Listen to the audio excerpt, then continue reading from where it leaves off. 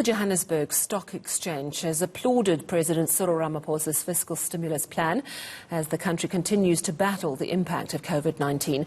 The JSE believes that the well-timed announcement balances South Africa's fiscal challenges with the need for stimulation and growth in the economy. Let's get more on that now with CEO of the Johannesburg Stock Exchange, Leila Fourie. Good evening and thank you so much for joining us. So you've widely welcomed the plan. I'm wondering how the markets reacted today. Evening, Sally. I think it's quite difficult to pinpoint the drivers in the markets at the moment because there are so many stimulus packages out there, and so the information value is, of course, questionable in the light of massive oil spikes that we're seeing. There's been a huge rally for dollars. That said, the Johannesburg Stock Exchange was down by 1%.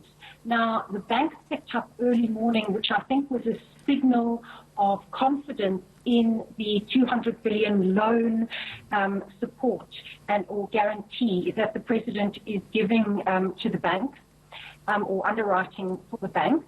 But that was eroded towards the rest of the day, and there was a huge sell-off in bonds. Now, given that many of the other global equity exchanges were up today, that is a slightly counter-cyclical or different view. And so there would be questions, of course, around the lack of information right now about how much of this fund is in fact going to be funded by internationals. 10% of our debt it needs to be serviced, although that said, a large part of that is made up of things like the 200 billion guarantee, which is not going to create a massive debt burden necessarily. Together with the UIF fund, 130 billion is being funded by by existing budget. So I think it's difficult to draw an absolute conclusion on the market reaction, but at this point we're down slightly by 1%. Not massively, but still not positive. Well, tough times all round, certainly. You know, a survey, I think by Stats SA yesterday, says as many as 1 in 4 companies feel that they're going to have to close because of the impact of COVID-19. Do you think that the stimulus plan is going to change that? Or do you think that some businesses, no matter what intervention, are just destined to fail at this time? Some sectors perhaps as well? Look, I think there are sectors that will be hit. Obviously, the hospitality industry is going to be worst hit, and that ranges from travel companies to hotels, to coffee shops, restaurants. Also, durable goods will also be hit because people are not spending money on those sorts of items and probably won't for a little while because of business confidence. So certainly there are specific sectors that will be worst hit. I think it's obviously a very positive thing to have 200 billion underwritten by the banks to provide loans. That doesn't necessarily have the same effect as giving a direct uplift.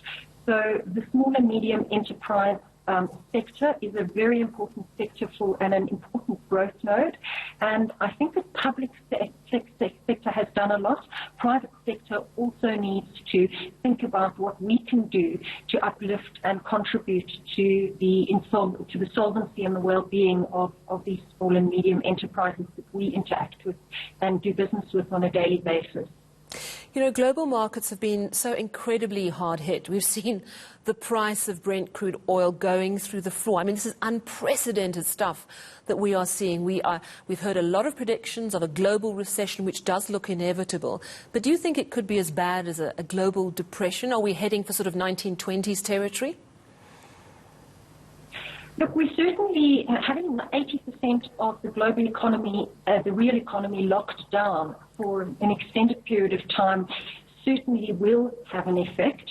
I think what's different now to what happened in the Great Recession is that stimulus plans are much faster to be deployed. We've learned from the 2008 crisis, and we're literally a month into this crisis seriously, and we've seen massive fiscal stimulus. Japan has given 20% of GDP, US 10%, UK 13%. So these are huge numbers being thrown at the economies to stimulate and increase economic activity. I think that does bode well, but I do think that the rest of the world, and particularly the developed world, will be in a structurally low growth environment for some time to come. Thank you very much for chatting to us this evening. That is Leila Fourie, the CEO of the JSE.